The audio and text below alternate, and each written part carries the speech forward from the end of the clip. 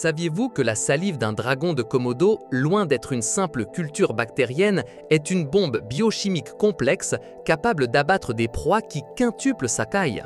Ce reptile, considéré comme le prédateur suprême de son écosystème insulaire, ne compte pas uniquement sur la force brute de ses griffes et de ses mâchoires. Il possède une arme secrète, un mélange toxique si complexe qu'il n'a été entièrement déchiffré qu'au cours des dernières décennies.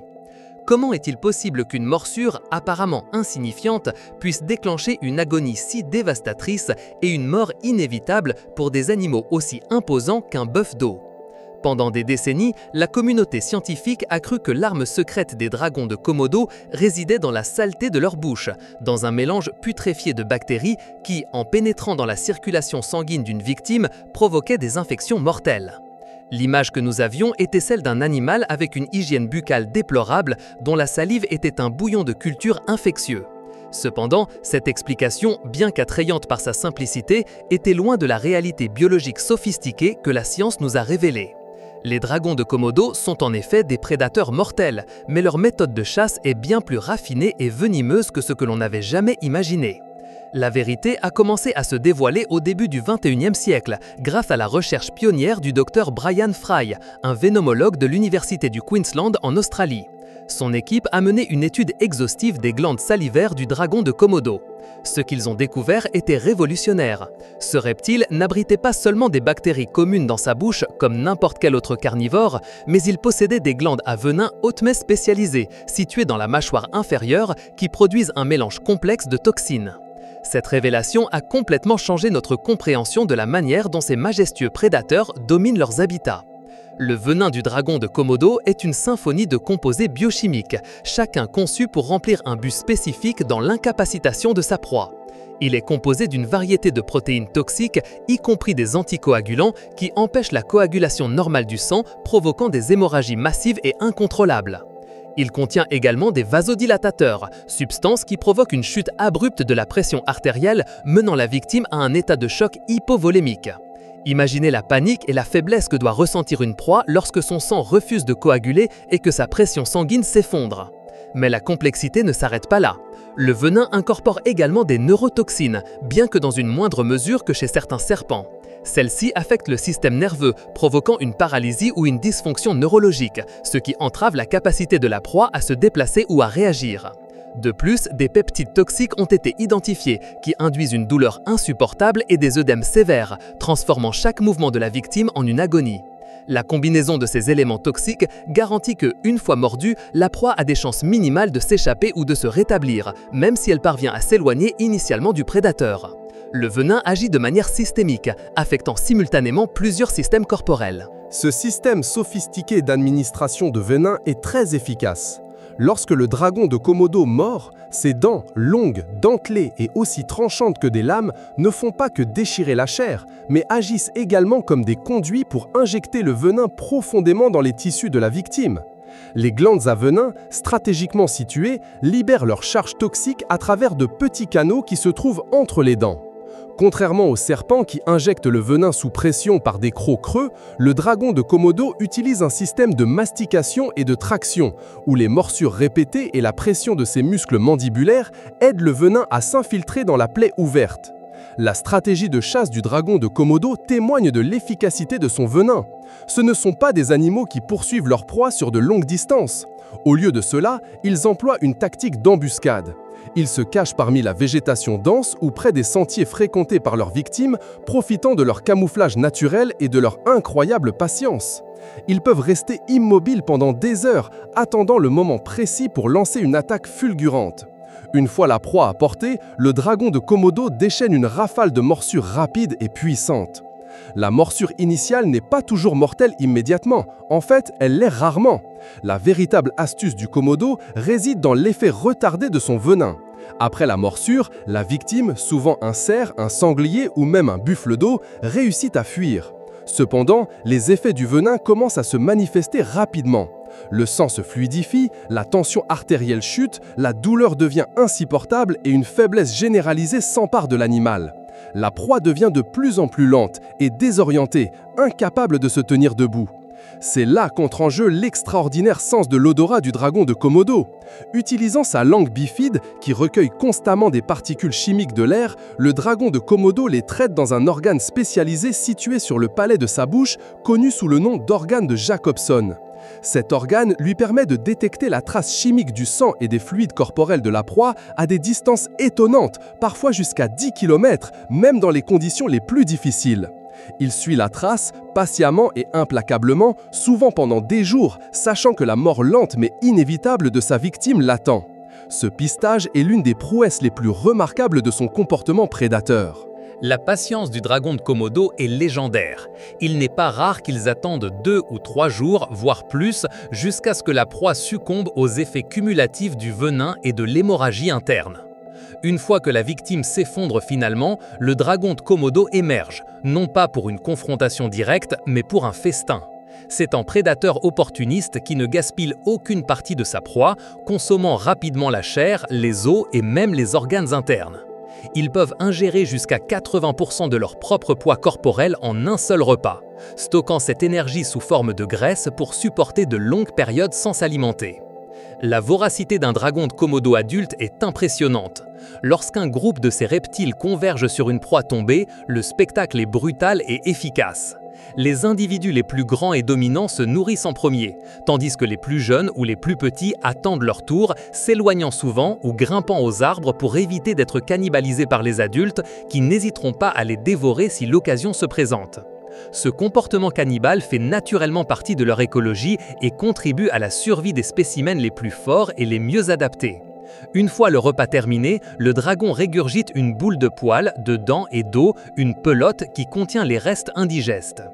Au-delà de sa salive toxique, la survie du dragon de Komodo repose sur une série d'adaptations extraordinaires qui lui ont permis de prospérer dans son environnement insulaire.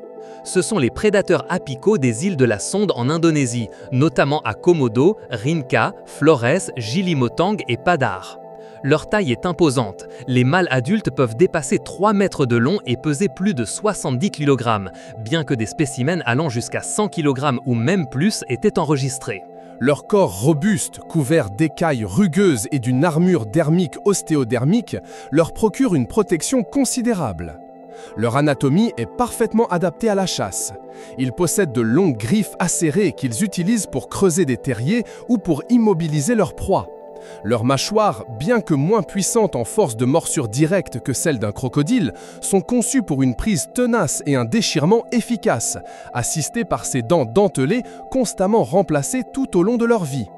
Leur queue musclée est un outil polyvalent, utilisé pour l'équilibre pendant la poursuite, comme support pour se relever et, parfois, comme un fouet formidable en autodéfense ou lors de confrontations territoriales.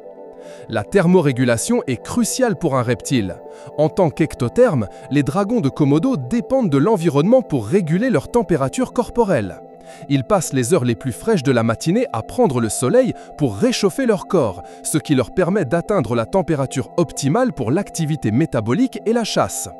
Pendant la chaleur torride de midi, ils se retirent à l'ombre ou dans leur terrier souterrain qui leur offre également un abri pendant la nuit, maintenant une température plus stable. Cette capacité d'adaptation aux variations thermiques quotidiennes est vitale pour leur efficacité énergétique. La reproduction des dragons de Komodo est fascinante et présente une particularité étonnante, la parthénogénèse. Bien que la reproduction sexuelle soit la méthode principale, avec la copulation et la ponte ultérieure de jusqu'à une trentaine d'œufs dans des nids souterrains, la capacité des femelles à se reproduire asexuellement en l'absence d'un mâle a été documentée. Des cas comme celui de la dragonne Flora aux eaux de Chester au Royaume-Uni en 2006 ou Sungai aux eaux de Londres la même année ont confirmé cette capacité. Cela signifie qu'une femelle isolée peut produire une descendance viable, bien que les œufs produits par parthénogénèse ne donnent que des mâles.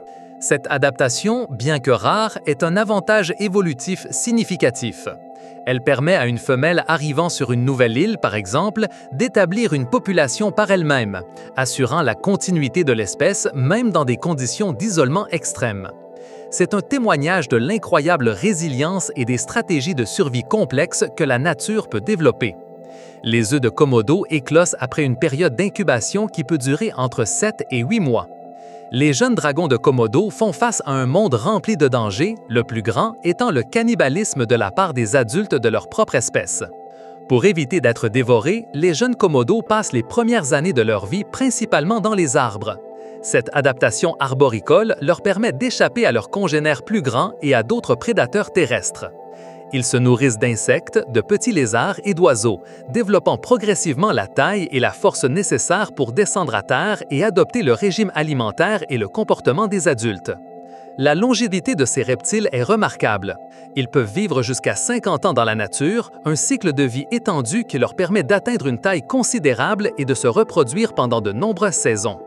Tout au long de leur vie, les dragons de Komodo établissent des territoires et les mâles se livrent à une compétition féroce pour les femelles et les ressources.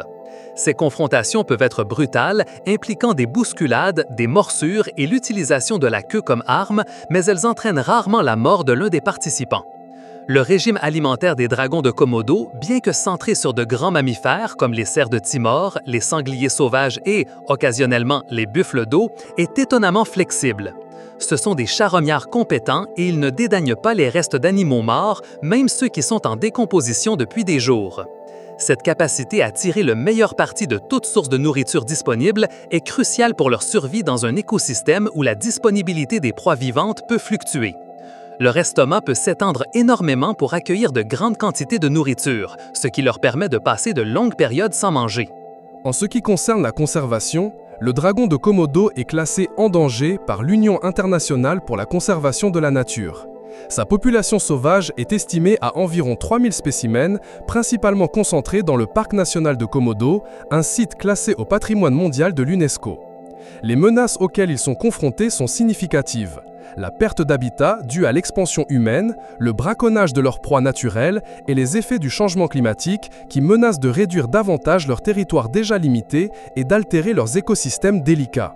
L'interaction avec les humains est limitée mais non inexistante. Bien que les attaques contre des personnes soient rares, elles sont extrêmement graves lorsqu'elles se produisent. Généralement, ces incidents sont dus à l'une des deux raisons suivantes: la légitime défense de l'animal s'il se sent menacé, ou une confusion dans l'identification de la proie, surtout si l'humain porte des blessures ou sent le sang.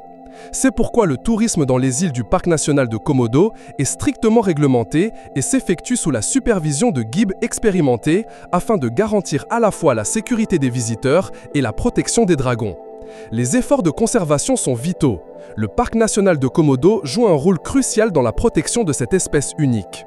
De plus, plusieurs zoos et centres de recherche à travers le monde participent à des programmes d'élevage en captivité qui visent à assurer la diversité génétique de l'espèce et, à l'avenir, peut-être à contribuer à des programmes de réintroduction. L'éducation et la sensibilisation du public sont également des outils fondamentaux pour s'assurer que les générations futures puissent continuer à s'émerveiller devant la majesté et la complexité biologique de ces fascinants reptiles. Comprendre les secrets de leur salive toxique et de leur stratégie de survie n'est pas seulement un accomplissement scientifique, mais un pas crucial pour assurer leur continuité sur notre planète. Explorateur, l'histoire du dragon de Komodo est un rappel frappant de la complexité et de la merveille de l'évolution. Du dévoilement de son venin sophistiqué à ses incroyables adaptations pour la survie, chaque aspect de son existence nous invite à une réflexion profonde sur la nature. Si ce voyage à travers le monde des dragons de Komodo a allumé votre curiosité, comme la nôtre, nous vous invitons à rejoindre notre communauté.